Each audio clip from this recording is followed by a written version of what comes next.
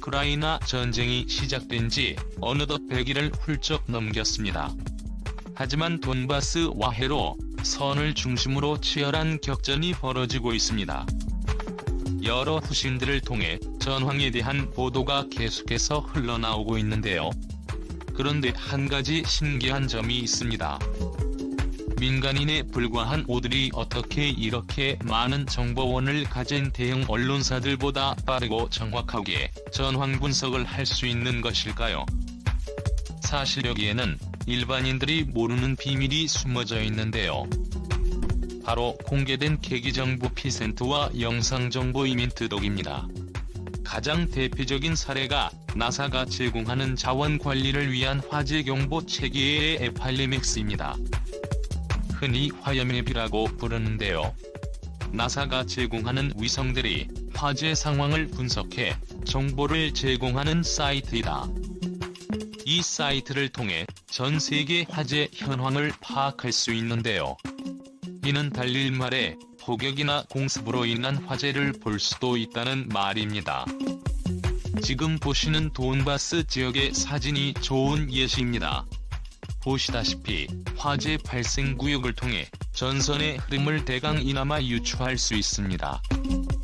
여기에 더해 민간 회사들이 운영하는 상업위성을 함께 사용할 경우 매우 정확하게 전황을 파악할 수 있게 되는데요. 그래서 민간 조직 또는 개인인 5%가 언론사나 정부 같은 대형 기관에 맞먹는 엄청난 속도로 정보를 전달할 수 있게 된 것이죠. 하지만 아직까지는 아무리 민간 조직이 대단해봤자 미국 같은 열강의 국가기관들을 정보력으로 앞지를 수는 없습니다. 국가기관들이 민간에서는 감히 보유할 엄두도 못 낼 첨단 탐지 자산을 보유하고 있기 때문인데요. 그리고 이는 우리 대한민국도 마찬가지입니다. 대한민국 역시 세계 10대 경제 강국이자 세계의 6위 수준의 높은 군사력을 가진 군사강국답게 다양한 탐지 자산을 보유 중인데요. 그렇다면 대한민국이 보유 중인 탐지 자산은 무엇이 있을까요? 그래서 준비했습니다. 오늘은 대한민국 정부가 보유 중인 첨단 탐지 자산에 대해 알아보겠습니다. 전쟁에서 가장 많이 볼 수 있는 것은 화염입니다. 폭발성 화기가 전쟁의 주역이 된 이래 치솟는 불길 없이는 전쟁을 설명할 수 없을 정도인데요. 그래서 굳이 이번 우크라이나 전쟁이 아니더라도 현대전에서 화염을 탐지할 수 있는 능력은 굉장히 중요합니다. 이를 증명하는 것이 우리 군이 보유 중인 신형 백두 정찰기입니다. 신형 백두 정찰기는 지난 2011년 12월 17일부터 카이가 방위사업청과 계약을 체결해 개발 중인데요. 2016년 말까지 총 8,700억 원을 투입해 전자정부 엘리트와 통신정보 코민트 그리고 계기정보 필센트 기능이 탑재된 4기의 신형 백두 정찰기를 확보하기로 결정했습니다. 이 중 피신트가 굉장히 색다른 기능인데요. 미사일이나 방사포 등의 발사 화염을 추적해 발사 원점을 확인할 수 있는 화염 탐지가 가능합니다. 따라서 모든 신형 백두 정찰기가 도입된 2017년 이후부터는 북한이 미사일 도발을 할 경우 즉각적으로 발사 원점을 추적해 반격을 가할 수 있게 됩니다. 이는 정말 놀라운 기술을 한국이 확보하게 되는 것입니다.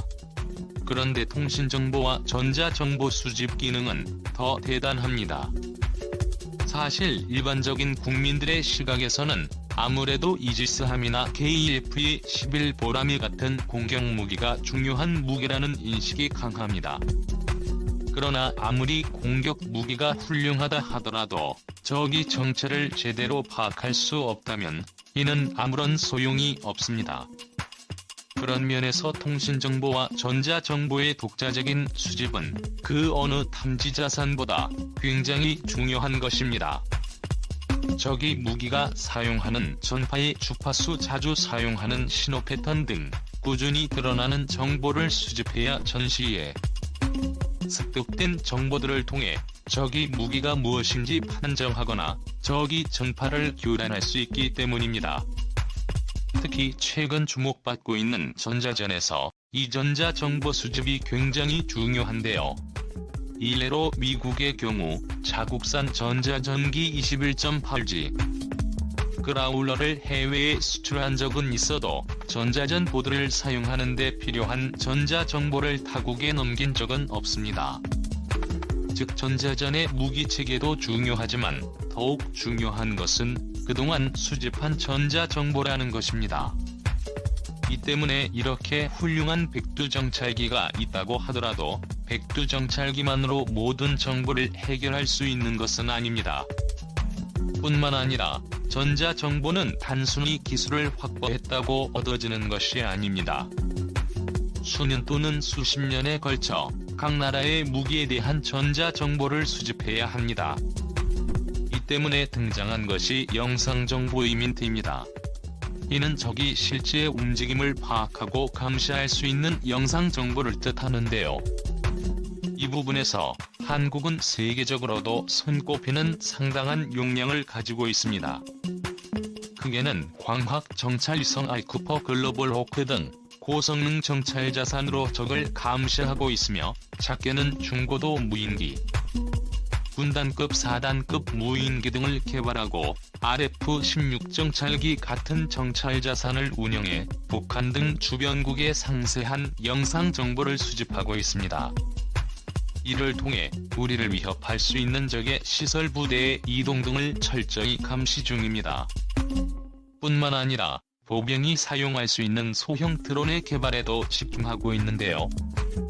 이번 우크라이나 전쟁을 통해 보병이 사용하는 드론을 활용한 박격포 공격과 포병 지원 산출 등이 굉장히 위력적이란 사실이 드러났으며 이에 대한 투자가 더 빠르게 늘어날 것으로 보입니다. 그러나 아무리 우수한 광학탐지 장비라 하더라도 적을 파악하는 데는 한계가 분명합니다. 우선 눈과 비둥악천으로 항공기를 띄울 수 없거나 구름으로 인해 위성의 탐지 범위가 가려질 수 있습니다. 또 주변 환경을 이용한 은폐를 탐지하는데도 제약이 있는데요. 그래서 우리 군은 합성개구 레이더 인사를 적극적으로 이용하려고 추진 중입니다. 합성개구 레이더는 지상이나 해양에 위치한 감시 목표를 향해 발사한 레이더파를 수집해 이를 영상으로 변환할 수 있는 레이더인데요. 이 레이더를 이용할 경우 악천후는 물론 전투의 화염이나 연기조차 무시한 채 매우 정확한 촬영이 가능합니다. 이는 현존하는 가장 우수한 영상정보 수집 체계라 할 만합니다.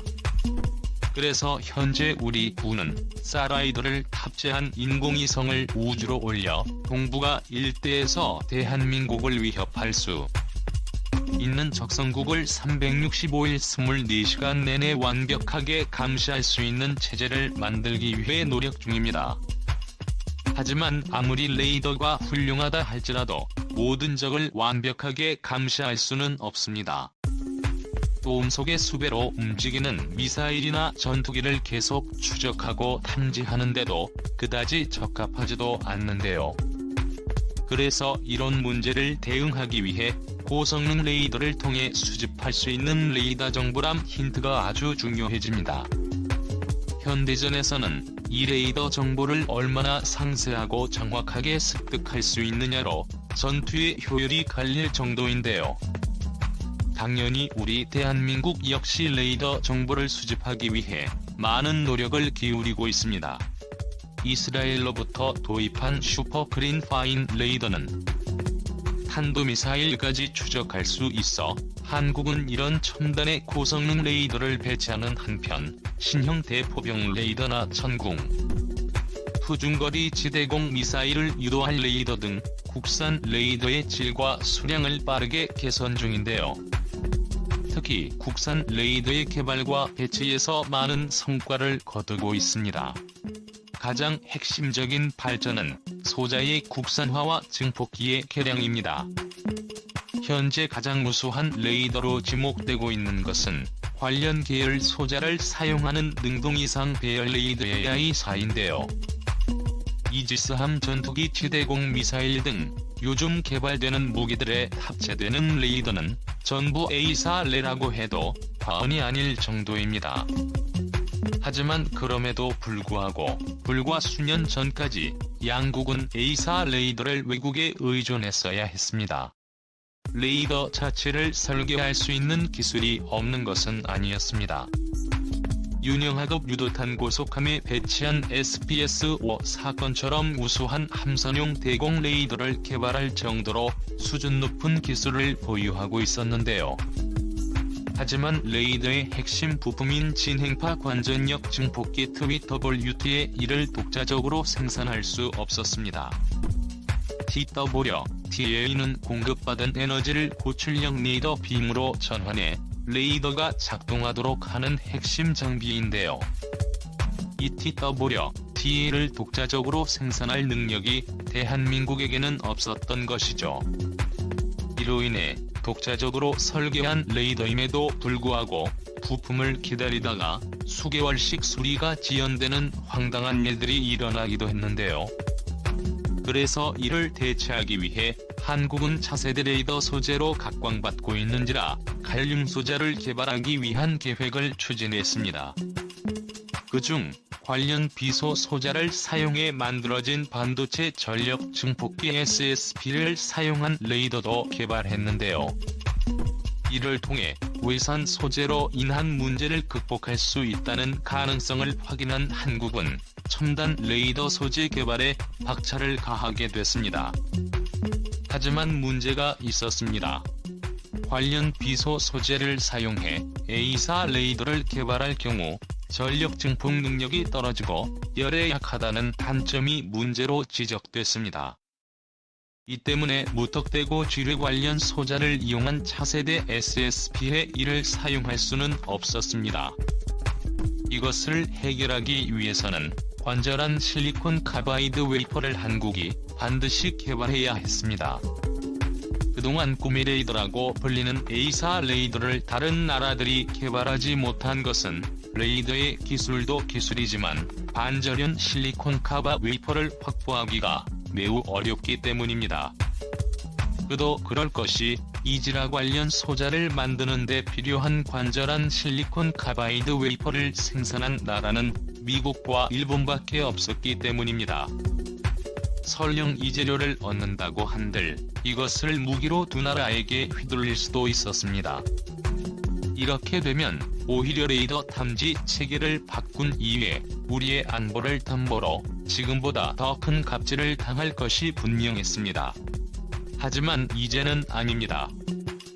지난 과거에 미국, 일본만 보였던 관절엔 실리콘 카바이드 웨이퍼 기술을 우리 대한민국의 독자 기술로 확보한 것입니다. 현재 대한민국은 국방과학연구소와 한국전자통신연구위원회 합작으로 지뢰 관련 소재를 설계하고 생산하는 라인을 구축하는 데 성공했습니다. 뿐만 아니라 지난해인 2021년부터 반절연 실리콘 카바이드 기판을 국산하기 위해 정부 주도하에 여러 기업들이 팔을 걷어붙이고 나섰습니다. 기존에 보유 중이던 기술을 고려할 때 완전 국산화가 충분히 가능할 것이라는 게 전문가들의 전망인데요. 이에 따라 우리 레이더 기술이 빠르게 발전 중입니다. 특히 대스텔스 레이더 분야의 발전이 눈부십니다. 최근 한국은 스텔스기의 행적을 추적할 수 있는 저주파 레이더와 스텔스기에 반사된 아주 미약한 수준의 전파조차 크게 증폭시킬 수 있는 고이득 L밴드 레이더의 개발을 빠르게 진행 중입니다. 이들을 합쳐 사용할 경우 스텔스기를 탐지하고 추적할 수 있는 차세대 군용 레이더를 개발할 수 있게 됩니다. 심지어 소형화도 그리 어렵지 않습니다.